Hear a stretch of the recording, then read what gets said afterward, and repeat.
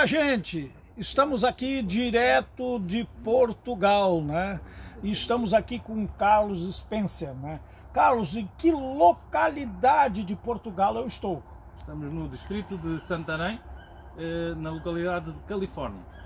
Nessa localidade, nós já visitamos alguns pomares e Pitaia tem algumas particularidades na formação de um pomar, principalmente estufa, mas nós temos algumas regras que não tem como mudar. Por que não tem regras que não tem que mudar? Que são técnicas agronômicas, né? Então nós temos assim uma planta, uma fruticultura, a gente sempre faz a prática da poda, né, Carlos? Com certeza. E uma das grandes preocupações que a gente tem com a pitaia, também por ela ter excesso de cladódio, ser muito agressiva, qual é o tipo? Está aí um exemplo desse lado. Um exemplo aqui, olha aqui só que agressão aqui nós temos de cladódios aqui, olha aqui. Imagina nós deixar isso aqui tudo sem podar. Então nós voltando agora para esse lado, onde já está conduzido, qual é a poda que você assim faz com mais atenção? Qual é o tipo de poda? A poda que eu faço agora é uma poda mínima, porque estamos em formação, não é? Então é a poda de formação. Eu tento, eu tenho um objetivo aqui, queremos deixar 4, 5 cladódios por planta, é isso que nós vamos tentar formar. 4, 5, podemos deixar mais, mas tentando minimizar ao máximo o amontoar de cladódios, para podermos ter um bom manejo, cada vez que vamos trabalhar com a planta, ter um bom manejo para podermos ganhar tempo. E tempo aqui é dinheiro. Sim. Porque temos aqui muito trabalho, parecendo que não é? Muitos cladódios, temos no pé, então convém criar esta poda de formação e até para poder perspectivar a produção futura do ano a seguir. É uma maneira de você ir fazendo uma prospecção do que será o seu pomar no futuro. No futuro e de um ano para o outro. E assim também seria impossível nós fazer uma poda, nós ter aquela abertura no meio. Por que você tem essa abertura do meio? E seria impossível sem ter uma poda de formação. Me fale dessa poda de formação e dessa abertura central. Esta abertura central, através dos meus estudos, há vários tipos de podas de formação e o que eu vejo é que estruturas em que a pitaia é fechada cria muito o fungo na base das plantas por baixo. Há pouca ventilação. Depois também tem um problema, é que acabam por nascer flores e acabamos por não ter acesso a essas flores. Muitas vezes elas apodrecem, o fruto apodrece e esses frutos vão criar o tal fungo, a botrytis, que nós não vamos ter acesso porque está escondido em muito de pitaia. Com esta separação, caindo para um lado, caindo para o outro, para já temos mais ventilação para minimizar os fungos e temos também, como podem ver, muita luminosidade para a pitaia. A pitaia, para florir, precisa de iluminação, muita luz. E fazendo isto, o sol vai acabar por entrar dentro da linha e também potenciar então o crescimento e a floração da planta. E claro, o principal disto também é poder ter um manejo controlado e em que nós sabemos realmente o que temos por cada planta e aquilo que nós vamos ter no futuro. É esse o meu objetivo. Ok, vejam a opinião, não é uma opinião, veja a aplicação da tecnologia, a aplicação da poda realmente e o conhecimento de uma planta, né? O Carlos mostra aqui que ele conhece a pitaia, conhece a fisiologia vegetal. Ô Carlos, pelo que tu nos fala aí, então, se nós deixasse a planta à vontade, ela até daria algum fruto, né? Mas seria praticamente inviável o manejo dela aí. Com certeza. E ainda por cima estamos a falar num sistema de cultivo adensado, como nós falamos cá em Portugal, intensivo, em que temos plantas, neste caso, de 30 em 30 centímetros. Eu aqui era inviável deixar o mesmo que deixo num tutor, num vaso, ou ou no estilo de, como vocês falam no Brasil, em copa individual, é impossível eu aqui vir a deixar esse número de gladórios, porque estamos a falar que a planta só está a cair para um dos lados. Ela poderia deixar mais, está aqui este aqui, eu poderia deixar, mas isto vai interferir com aquilo que eu quero, então ele sai. E como eu vou fazer isto todos os anos, eu vou controlar o número de gladórios. Se eu vir que há aqui um que está menos produtivo, eu vou deixar crescer outro, e assim sucessivamente, eu vou substituindo. Eu tenho aqui uma técnica que eu vou usar, quando isto estiver tudo arranjado, tudo, já a formação da copa feita, a próxima campanha, é marcar com uma tinta, marcar todos estes gladórios deste ano, e todos os outros que vão nascer irão ficar livres, e depois vou substituindo de um ano para o outro o que está pintado pelo que está quando houver necessidade, porque há gladórios que às vezes num ano não produz muita fruta e depois no ano a seguir vai produzir mais.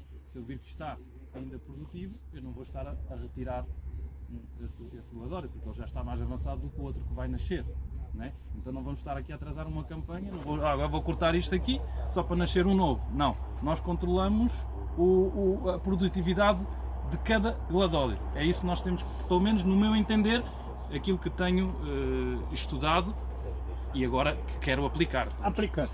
Veja lá, gente, então nós estamos aqui agora com aquilo que a gente se preocupa lá no Brasil, através do canal do professor Pitaia, fazendo seguidos vídeos, seguidas demonstrações de poda de formação. O que significa uma formação de copa? Claro que quem não conhece Pitaia não vai entender o que é uma formação de copa, e o Carlos aqui nos deu aqui mais de 10 motivos, né? Isso nem é motivo, né? É entender e plantar Pitaia precisa, só passando lá na frente, para ver que ainda não podou. Olhem só a altura que está lá ainda, né? Que bagunça seria, como disse o Carlos, seria inviável o manejo, né? Se nós não fizesse a formação de uma copa. Com certeza. Muito interessante. E aqui, este sistema aqui que eu utilizo, pronto, tem este trabalho, não é? Poderão falar, fazer isso tudo individualmente. Sim, a gente faz. Estou a falar que tenho aqui 2400 plantas, eu faço isto neste momento sozinho, mas é um trabalho que é contínuo, porque a planta também não cresce toda de uma só vez. E ela vai-me dando espaço para eu poder movimentá-la. Claro que se eu tiver aqui 15 dias, tudo o que é gladórios mais tenros, já feitos, poderão partir na condução dele, não é? Mas aqui com este sistema que nós usamos aqui, que é plástico, a pitaia, isto vai cedendo. Então a pitaia cresce e isto também cede. E eu consigo puxar, não é, a pitaia suavemente, encaminhando, como podem ver aqui. Este foi feito a mesma coisa. Gente, olha, vejam aqui. A gente tem batido na tecla de usar a tesoura, usar a poda, usar a desbrota, usar a retirada de cladódios que não nos servem. E o Carlos Spencer aqui em Portugal foi além disso, ó. A pitaia é uma maravilha. Uma pitaia, a gente conhecendo a fisiologia vegetal, a gente pode fazer muitas facilitações dentro de um pomar. Olha aqui, ó. O cladódio está muito alto, né? Ele amarrou ali, e aqui ele vai conduzir, vai puxando aqui, e ele consegue encurtar ou fazer esse trabalho aqui, ó. Vejam aqui, vai diminuindo aqui, ó, e vai botando mais para baixo ou mais para a ponta, e vai fazendo a formação da sua copa individualmente em cada brotação. Novamente aqui, está muito alto, conduz para cá. Isso é formação de copa, e muito interessante, gente. Chamo a atenção para você, seja o sistema que for, e quanto mais tempo, mais adulto for ficando o pomar. Vamos lá, vamos fazer uma prática com o Carlos aí. Olha ali, ó. Olha aqui.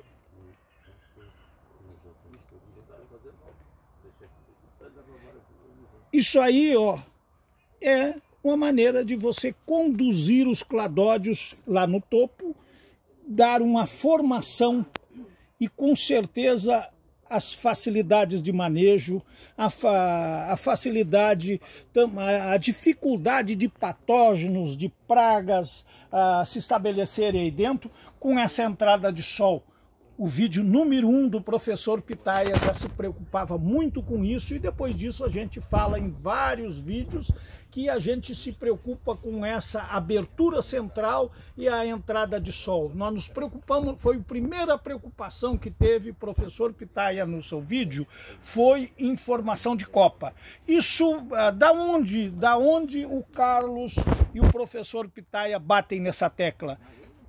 É conhecer fisiologia vegetal, é conhecer a proposta do Comé da Pitaia. Não é assim, cada um decide o que for fazer. Decide o que for fazer, até vai produzir fruta de uma maneira muito desorganizada. Com certeza. Vai passar muito trabalho, vai ter muita doença.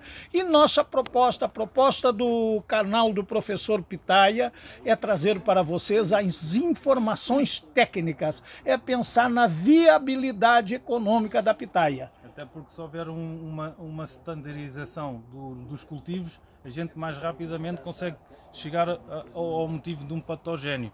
Sim. Porque, por vezes, cada um planta da sua forma, um tem uma doença, o outro diz, não, mas aqui não tenho. Ele faz de outra maneira e nós acabamos por, às vezes, não saber. E se nós tivermos sistemas de cultivo muito idênticos, quando há uma doença de um lado, nós podemos identificar o que é que essa pessoa está a fazer que não está a outra a fazer. E aí conseguimos identificar, então, você deverá fazer isto, porque do outro lado nós não temos e você aqui tem. Eu vou dar 2 motivos para vocês, então, para fazer uma formação de copa. Evita a doença com a entrada de sol, com a entrada de ar. O desinfetante mais barato que existe no mundo é o sol. Você ter o seu pomar sadio já justifica isso aqui.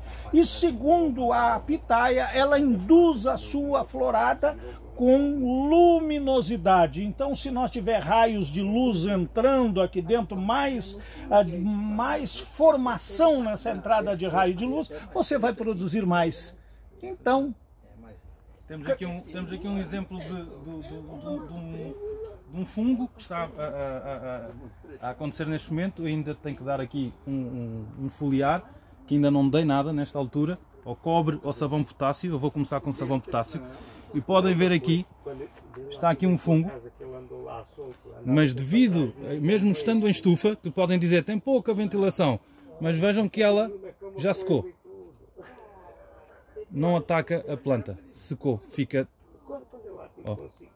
Ela forma, mas como tem muita ventilação... Não teve um ambiente favorável a ela, né? Porque teve insolação e ventilação, não conseguiu propagar. Não conseguiu propagar. Acaba logo por secar. Porquê? Porque tem muita ventilação. Se não tivéssemos isto amontoado, o sol não vai... Mesmo o pouco sol que faz aqui dentro da estufa, acaba por secar e a ventilação lateral da estufa acaba por secar esses fungos mais rapidamente. Há outros patogénios que o vento não consegue, não é? Aí já temos que atacar de outra forma, mas estes fungos que nós temos aqui, que eu chamo de cinza preta, que está a ter outro nome, estes fungos, acabam por secar e eu nem estou muito preocupado neste momento com ele, porque eu já vi que não me afeta as minhas plantas, ele acaba mesmo por ele próprio desaparecer e não propaga, acaba por não propagar. Gente, um joinha aí, os meus parabéns para o Carlos pela condução do seu pomar, pelo seu entendimento da tecnologia, pelo seu entendimento e respeito aos tratos agronômicos. E então, você aí, meu seguidor, muito obrigado por mais uma vez nos seguir. Dê um joinha, que toda vez que você der um joinha, você vai receber a indicação que temos novos vídeos. E nós estamos aí atento com a tecnologia na pitaia. O canal do professor Pitaia, juntamente com a Apibras, Associação dos Produtores de Pitaia do Brasil, estão aí para lhe trazer mais informações técnicas. Até lá!